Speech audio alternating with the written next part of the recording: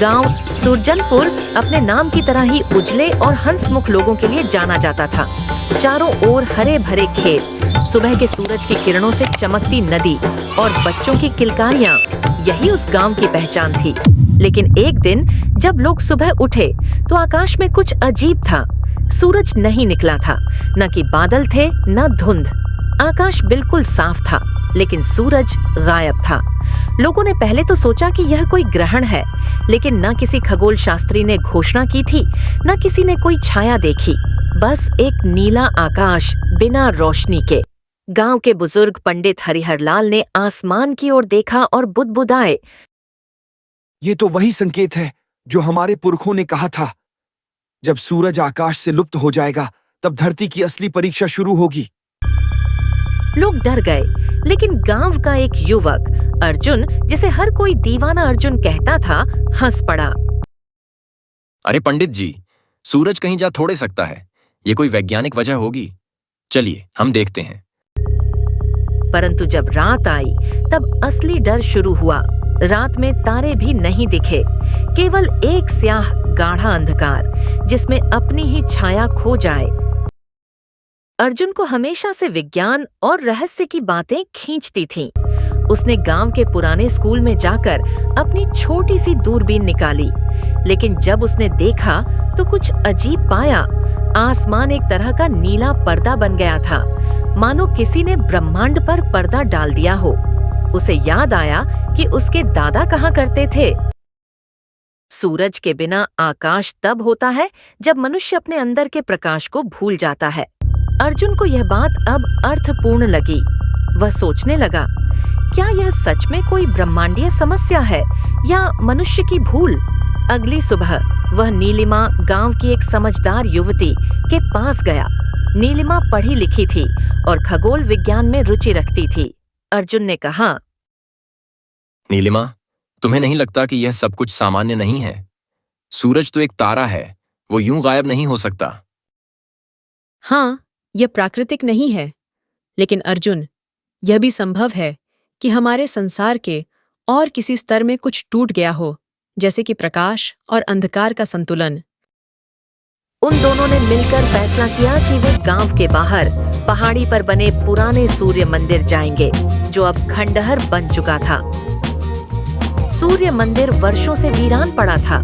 कहते हैं वहां अंतिम बार सूर्य उपासना तब हुई थी जब गांव में एक बड़ी महामारी फैली थी। मंदिर के भीतर उन्होंने दीवारों पर कुछ चित्र देखे।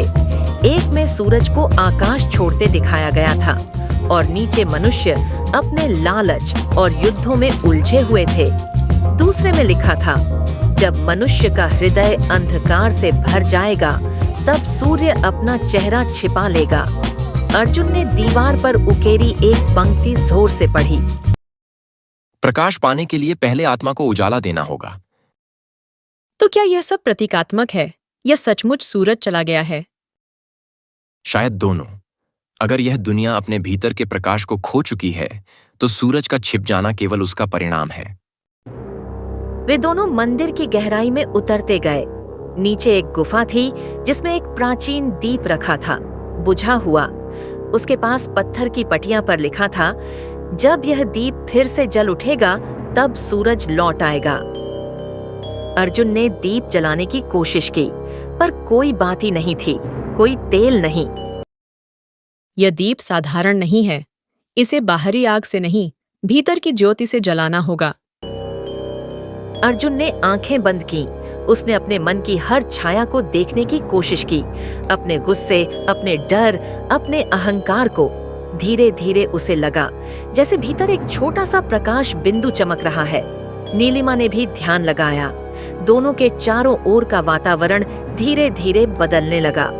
हवा में हल्की गर्माहट आई, गुफा की दीवारें सुनहरी होने लगीं और अचानक वह दीपक स्वतः प्रज्वलित हो गया।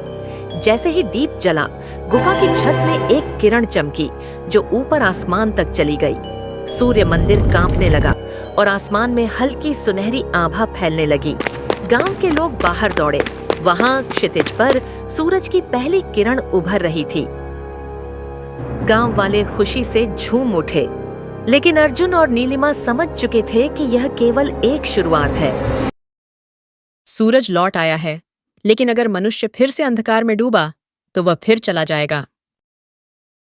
हाँ, सूरज हमारे भीतर है। जब हम प्रेम, सत्य और दया से जीना छोड़ देते हैं, तब वही अंधकार पूरे आकाश को ढक लेता है। उस दिन से गांव के लोग केवल सूरज की पूजा नहीं करने लगे, बल्कि अपने कर्मों के प्रकाश को भी महत्व देने लगे। हर व्यक्ति ने अपने भीतर के दीप को जलाना सीखा। कई साल बीत गए। अर्जुन और नीलिमा अब गांव के सम्मानित शिक्षक बन चुके थे। बच्चे उन्हें प्रकाश गुरु कहकर पुकारते थे। एक दिन अर्जुन ने बच्चों से पूछा, बताओ सूरज कहाँ है? बच्चे बोले, आकाश में। नहीं, सूरज तुम्हारे भीतर भी है। जब तुम सच्चाई से बोलते हो, किसी की मदद करते हो, तब वही सूरज चमकता है। अर्जुन के जीवन के अंतिम दिनों में उसने मंदिर की ओर देखा और मुस्कुराया। सूरज कभी जाता नहीं, बस तब तक छिपता है जब तक हम अंधेरे में रहना चाहते हैं। उसकी मृत्यु के बाद भी गांव वालों ने मंदिर में दीप जलाना जारी रखा और हर रात जब सूरज अस्त होता, आकाश में एक हल्की सुनहरी लकीर उभरती, मानो अर्जुन का आत्मिक प्रकाश अब भी कह रहा हो, अपने भीतर के सूरज को मत भूलो।